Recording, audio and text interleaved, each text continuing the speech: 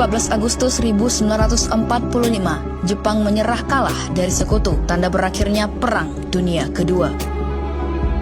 Pada tanggal 17 Agustus 1945, Indonesia memproklamirkan kemerdekaannya.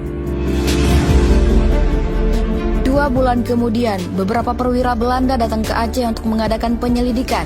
Aceh dijumpai dalam keadaan kacau balau. Belanda berpendapat perlu diadakan pendudukan sekutu untuk mencegah timbulnya pemberontakan. Belanda adalah salah satu negara sekutu bersama Amerika Serikat, Inggris, Prancis, dan beberapa negara Eropa lainnya. Desember 1945, pendudukan Belanda tidak pernah terjadi sampai Jepang meninggalkan Aceh. Sekutu masih sibuk mengurus Jawa, sedangkan Sumatera dan Aceh mengambil jalannya sendiri, mandiri mengurus pemerintahan dalam sebuah pemerintahan republik yang telah didirikan. Gubernur pertama Aceh dan Sumatera adalah Mr. Teku Muhammad Hasan. Belanda tidak pernah lagi menembus Aceh hingga membuat daerah ini benar-benar nyata kemerdekaannya saat itu. Tahun 1948 mengawal kemerdekaan Indonesia. Aceh tercatat sebagai penyumbang 2 pesawat yang menjadi cikal bakal lahirnya Garuda Indonesia Airways. Pada tahun yang sama, kala sekutu berhasil menguasai pemerintahan Indonesia di Pulau Jawa, Aceh menjadi daerah penyelamatan melalui radio Rimba Raya di Aceh Tengah. Dengan kemerdekaan Indonesia masih dipancarkan ke seluruh dunia. Pada tanggal 23 Januari 1951, Indonesia di bawah Kabinet Nasir membubarkan divisi TNI di Aceh. Status provinsi Aceh dicabut, dipaksa lebur dalam wilayah Sumatera Utara. Saat itu, Gubernur Aceh dijabat Tengku Daud Bereh. Dia merasa Jakarta mengkhianati perjuangan Aceh dengan melakukan beberapa tindakan politik. Kebencian rakyat Aceh kepada Soekarno, Presiden RI yang pertama, menyala. Daud Bereh, sang pemimpin Aceh, masih sempat menghadap Soekarno, tapi patah arang. Pada tanggal 21 September 1953, Daud Bereh memukul gong pemberontakan setelah Kongres Ulama di Tite, salah satu kecamatan di Pidi. Di sana dia menyatakan Aceh menjadi bagian dari negara Islam Indonesia, mengikuti jejak Kartosoewirjo di Jawa Barat. Perlawanan bersenjata dimulai. Bersama Bereh, sejumlah pasukan TNI bergabung menjadi Tentara Islam Indonesia ataupun TII. Sehari setelah proklamasi itu, mereka menguasai sebagian besar daerah Pidi dan bertahan di Garut. Pidi, pertempuran demi pertempuran pun terjadi. Pada tanggal 8 April 1957, kesepakatan gencatan senjata diambil dalam sebuah perjanjian Ikrar Lamteh. Isinya meletakkan senjata dan kesepakatan lain antara pemerintah lokal dan pemberontakan untuk mengutamakan kepentingan rakyat dan daerah Aceh di atas kepentingan kelompok. Gencatan senjata ini sempat berjalan sampai 1959. Pada tahun 1951, titik balik pemberontakan. Di masa itulah, Perdana Menteri Juanda mengunjungi Aceh. Dia sempat bertemu dengan Hasan Saleh, Panglima D1 ataupun TII bersama Hasan Saleh. Hadir juga Hasan Ali, Perdana Menteri Negara Bagian Aceh, Negara Islam Indonesia. Hasan Saleh menuntut kepada Juanda agar Aceh dijadikan negara bagian di bawah Republik. Tuntutan berbau federalisme itu ditolak oleh Juanda. Alasannya, Indonesia telah membentuk kesatuan. Meski begitu, Hasan Saleh setuju untuk mencari jalan damai. Daud Bereh meminta Hasan Ali membatalkan gencatan senjata dan memulai lagi serangan gerilyawan besar-besaran. Daud letih bergerilyawan setelah satu persatu karibnya meninggalkannya di tengah jalan. Pada tahun 1961, di ujung masa pemberontakannya, Bereh bergabung dengan Republik Persatuan Indonesia bersama PRRI dan Permesta. Bersama itu pula, nama negara bagian Aceh diubah menjadi Republik Islam Aceh ataupun RIA.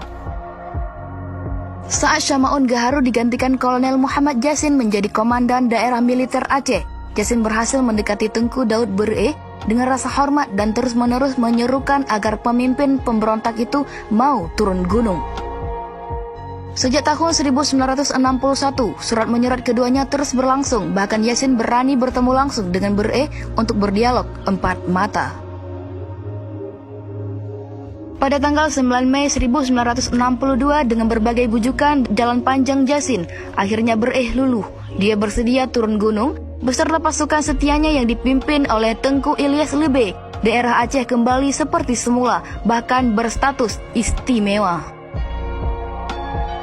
Istimewa tak membuat Aceh benar-benar berbeda dengan daerah lain.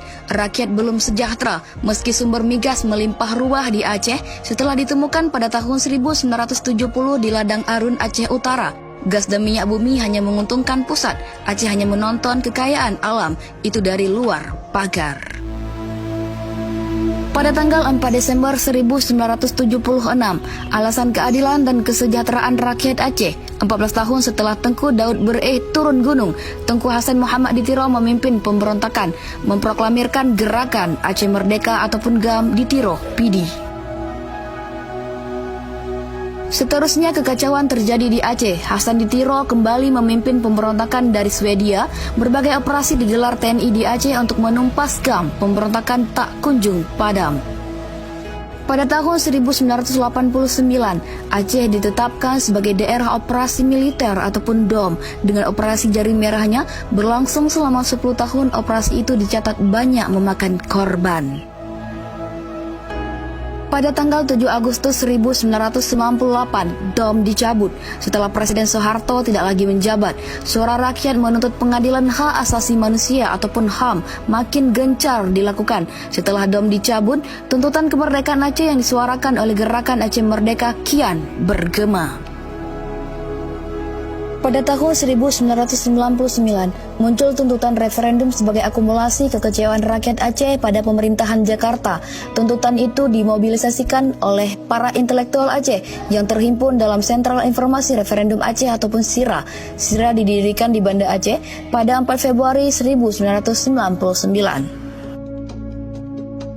Pada tanggal 8 November 1999, SIRA memobilisasikan rakyat Aceh menggelat aksi kolosal di Banda Aceh, menuntut referendum. Hampir 1 juta rakyat Aceh dari berbagai kabupaten memenuhi Banda Aceh. Aksi dipusatkan di Masjid Raya Baitur Rahman. Pada tahun 2000, keinginan rakyat Aceh untuk menentukan nasib sendiri semakin bergema dengan kelahiran berbagai organisasi perlawanan rakyat di Aceh, seperti Karma, Farmidia, SMUR, FPDRA, SPURA, Perak, dan Hantam yang lahir dengan mengusung berbagai macam isu. Dalam masa-masa itu, dialog-dialog terus dilanjutkan antara GAM dan RI untuk mencari jalan aman. Kesepakatan yang mulai dirintis sejak Januari 2000 kemudian melahirkan Jeddah Kemanusiaan yang ditandatangani pada 12 Mei 2000. Keamanan ini di Jeddah naik turun. Pada tanggal 6 Mei 2002, Himpunan Mahasiswa Anti Militer ataupun Hantam mengusung isu anti-militarisme membuat sebuah aksi spektakuler pada tahun 2002. Mereka menuntut Kesfir antara RI dan GAM, mengusung 4 bendera seperti bendera GAM, RI, referendum, dan bendera PBB. Aksi berakhir dengan penangkapan semua peserta aksi. Unjuk rasa ini memberikan makna khusus bahwa intervensi PBB untuk memediasi konflik Aceh tak dapat ditolak.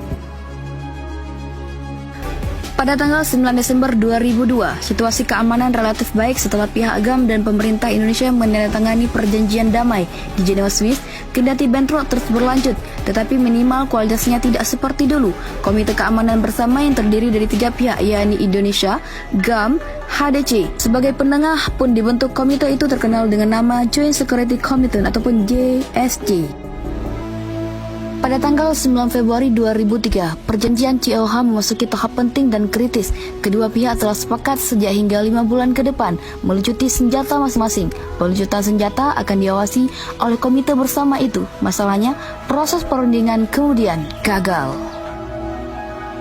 Pada tanggal 19 Mei 2004, darurat sipil ditetapkan di Aceh menggantikan status darurat militer. Kondisi hampir tidak jauh berbeda. Aceh seakan tertutup dari dunia luar. Ratusan korban muncul, terbanyak dari pihak sipil, baik pemerintahan maupun TNI tidak pernah mengumumkan secara pasti berapa korban sipil yang muncul. Namun Dinas Penerangan Umum Mabes TNI mengakui sejak darurat diberlakukan sampai September 2004, sekitar 662 warga sipil tewas, 140 luka berat dan 227 luka ringan. Pada tanggal 26 Desember 2004, Aceh mencatat sejarah baru. Bencana hebat gempa dan tsunami melanda. Sekitar 129.775 orang tewas, 36.786 orang hilang, dan 170